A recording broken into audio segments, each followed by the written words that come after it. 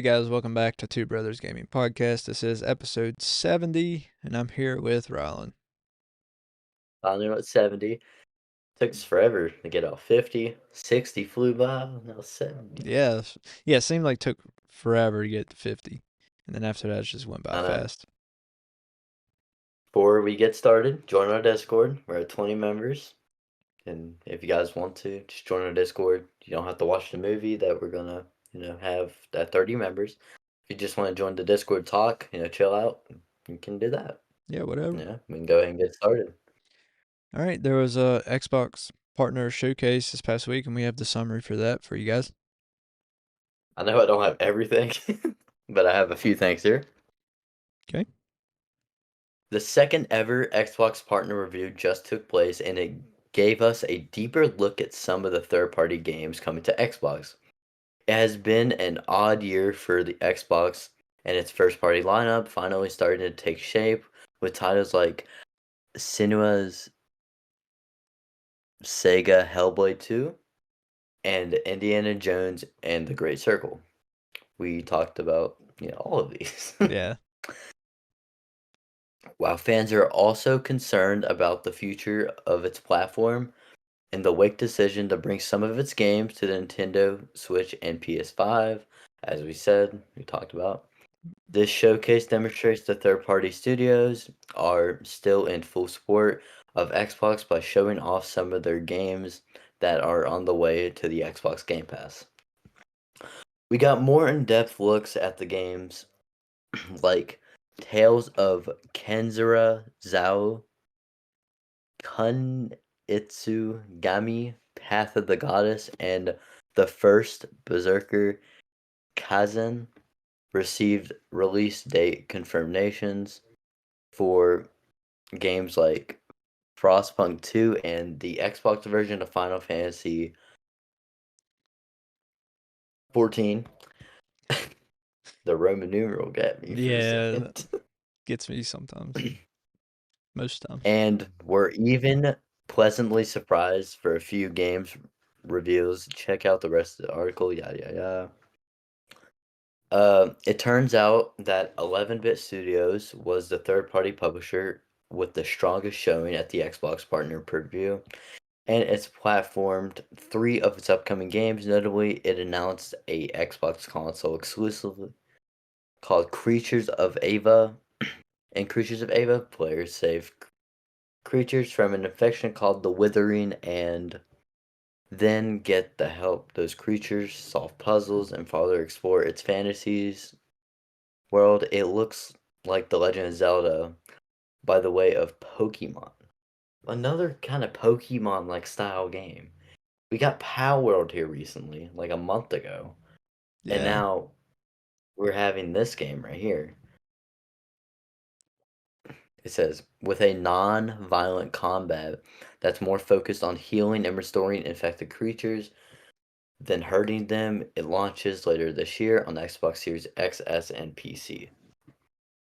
I know it's definitely not everything. Ashton has mainly everything here. Yeah, I do. But that's just a little kind of preview of what some of the stuff is. Yeah. So I'm not going to go into big detail. I just tell you the title of the games. Unknown 9 Awakening. Yeah. Sleight of Hand. The Altars. Creatures of Ava. Yeah. Griefville. Survive the Nightmare. Chucky. I guess it's a Chucky game. Chucky. Yeah. Chucky. How'd that work? I don't know. A little doll chasing after you. Oh, it's on Roblox, I think. It's on Roblox. Oh. See how they make that work. The Sinking City 2.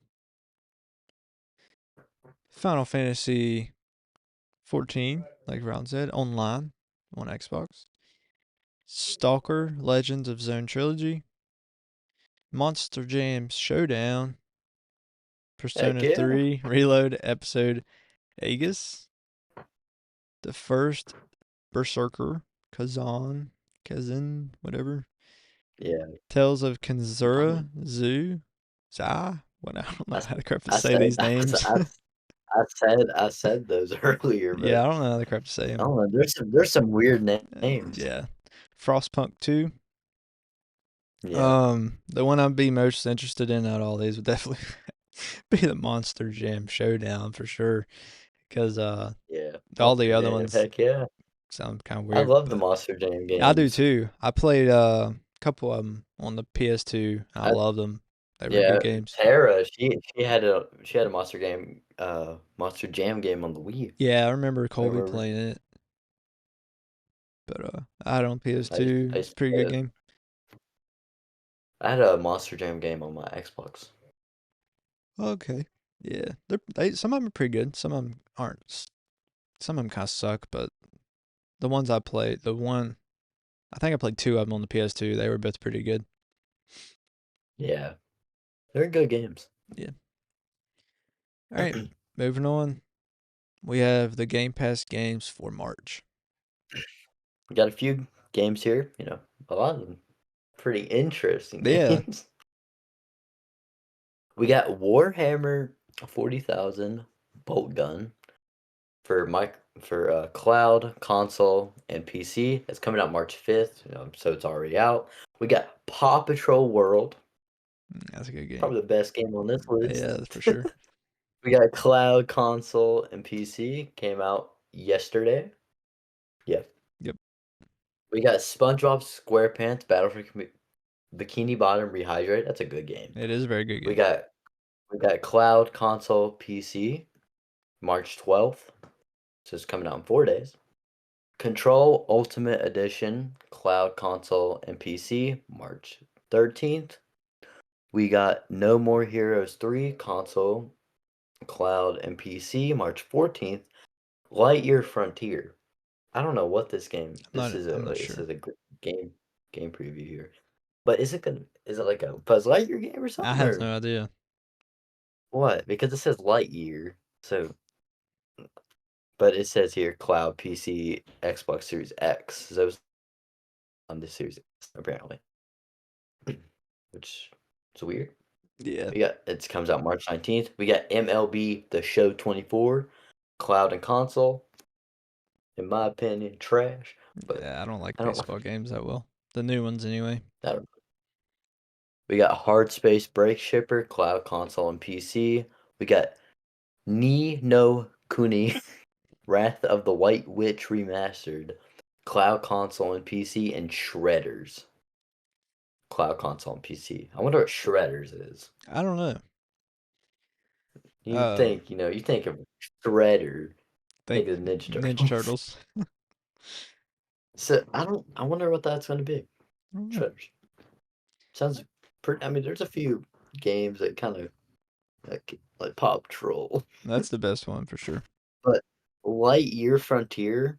That sounds interesting because it could be like a maybe a either Buzz Lightyear game or Yeah, I don't know. some type of space game or something.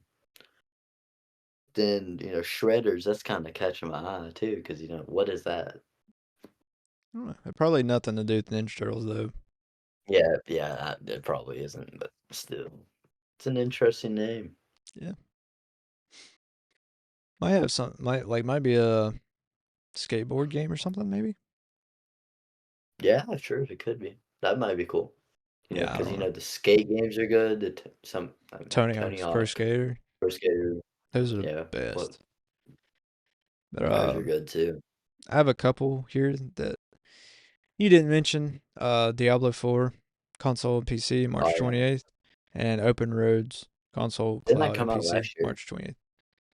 Yeah, Uh, before. I don't know. I Maybe. think it did. I know the new one came out. I don't remember what number it was. Yeah, I think it was 4. Maybe. So yeah, for me, like Ron said, Paw Patrol World. Uh, Heck yeah, but probably. I mean, I've played this game 100 times, but SpongeBob Battle for Bikini Bottom Rehydrated. Played the good game. original on the. I played it on the GameCube. Came out on the Oh, PS2 as well, but I you played have it for the you have GameCube. too many consoles. You can't even think of Yeah, one. But I played it on the GameCube. Very good game. Yeah, I've played it on the PS4 actually because it came out on PS Plus. It's really good. Yeah. And then I got the rehydrated version for Xbox One. Yeah, But very good game. They need to remake SpongeBob SquarePants the movie because yeah, that was in my opinion I think that was better for for Bikini Bottom. It was a really good game. Really, really good. I played it on the PS2. Colin had yeah. it for the GameCube. But yeah, moving on. A new Bluetooth GameCube controller has been announced. Sadly, couldn't really. My Mac was messing up and it wouldn't let me put anything in my notes here. But that sounds like a really, you know, cool thing. It's a Bluetooth GameCube controller, and it looks awesome. Like it looks really cool. It kind of reminds you of an Xbox controller a little bit, Yeah, just the because way it the D-pad looks. and stuff. Yeah. Yeah, but I Um, like the design of it and everything. if you look at it, like it's basically a modern successor to the GameCube Wavebird controller, the wireless Wavebird controller, Yeah, because just not like only is it Bluetooth, but it also has one of those adapters like the Wavebird uses, like this. For those of you watching the video, Wavebird uses this adapter in order to connect to the yeah. GameCube. So it comes with one of those if you want to use it for your GameCube, but also if you So want to use it for PC. it's a modern Wavebird, but Yeah, there's a little it's bit definitely more not of a shaped modern like design this. to it. Like Yeah, it's not there's more shaped of a like a modern GameCube design. controller, which in my opinion kind of sucks because the GameCube Right. controller is the most comfortable controller in my opinion. But I mean, I understand they want to modernize it, and a lot of people have never held a GameCube controller, so but Yeah, it's it's sad. yeah, it is sad. But I mean, it is going on what 23 years old now. The GameCube is so. Man, I'm so old. Yeah, But its compatibility is the Switch, GameCube. Like I said, with that yeah, adapter, it's available for the GameCube, and then Windows, the Wii. It says, and yeah, then connectivity, Bluetooth 2.4 wireless connection, USB C wired connector, so you can play it wired too if you want. yeah. Let's So see. it's like the PS5 and Xbox controllers now. It has a USB C port. C port instead of like a regular Android like charger Right. now. Yeah. It's USB C. Yeah, and then it has a rechargeable battery, 900 milliamp hours, 10 hours of playtime. That's another thing with the Wavebird Oh, controller. It had very, very good battery life. It took two AA batteries and they lasted forever. But yeah, it says charging time 2 hours, and then a GameCube inspired design controller, and it's by Nixie. But it comes with Nixie Hall Effect joysticks with no drifting, adjustable Hall sensing analog triggers, allowing players yeah. to adjust the trigger distance based on their gameplay preferences. If you guys And want to check it out, we could put a link in the description yeah, you could do that. of like the YouTube video or whatever, and you guys can see what it looks like and everything Yeah. fully.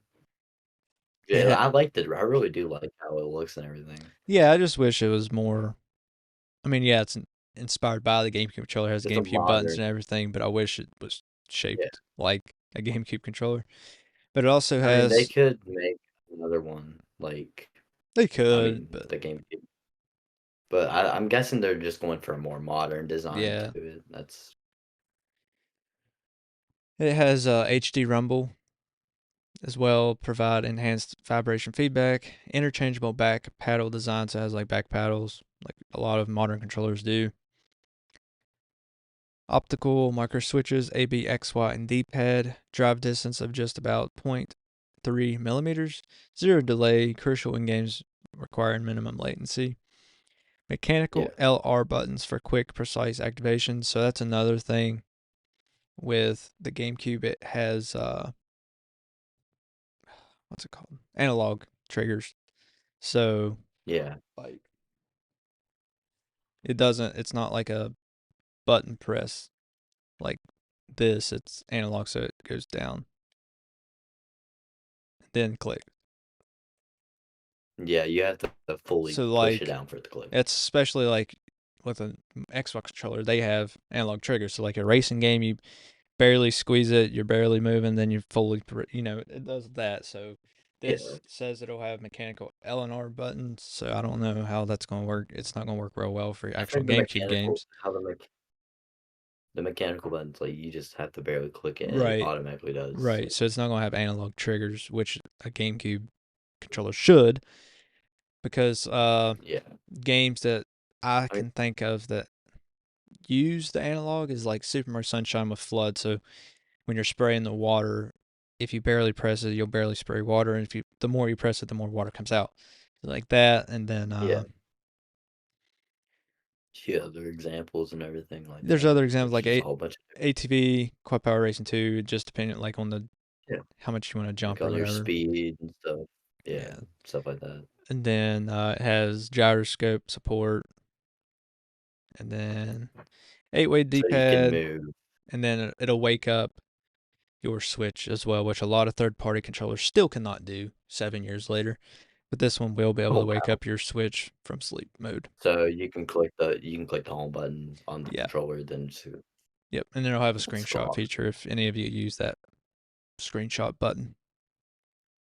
I mean, yeah, I would use it for clips, but you can't really clip crap. You have to have a like other source for You you to be can able to clip clip stuff. some games, just not all of them. Like if you hold down the capture button, it'll record a Yeah, I clip. know. You can't clip 2K No, you can't. or Fortnite. No. But some like most Nintendo games you can. And other games Yeah. too, but those two specifically you can't.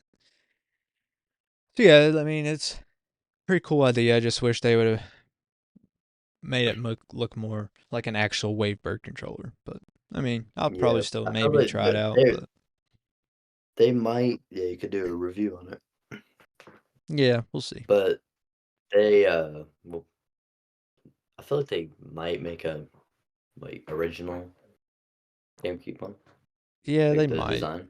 I think they're also the ones that made like the GameCube style Joy Cons too. But They yeah, they could have been. I think they were. But anyway, we'll move on. So Epic says it can't bring its products to iOS because Apple has terminated its developer account. That sucks for Epic. Yeah, here's Yeah. Epic has said plans to bring Epic Game Store and Fortnite to iOS devices in Europe have been suspended after Apple terminated its developer account in mid-February. The company said it has been granted a developer account that would enable it to launch Epic Game Store and Fortnite on Apple devices in Europe this year. This was thanks to introduction of EU regulation, the Digital Market Act, the DMA, which aims to ensure that so-called gatekeepers like Apple don't use their domain position in the market to stifle the competition. However, on Wednesday, Epic published a blog post claiming that Apple has terminated its developer account, citing recent criticism of the iPhone maker's policies and its previous issues with the Fortnite maker. The companies are engaged in a antitrust legal battle dating back August 2020, moved the circumvent Apple's 30% platform fees with a new direct payment option in Fortnite, leading to the game's removal of the App Store. I'm not sure if you guys remember that, but back it was what 2020? No, it feels Yeah, back in forever at this point. 2020. I know.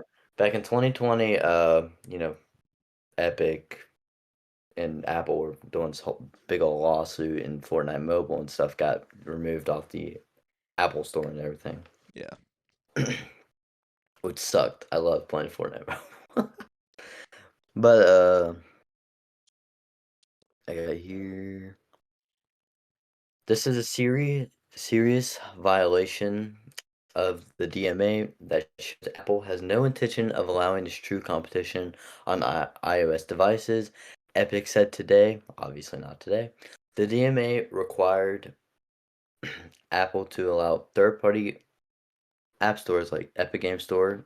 Article 6 of the DMA says the gatekeeper shall allow the technically enable the installation and effect of use a third-party software applications or software application stores using or incorporating with its operation systems and allows those software applications or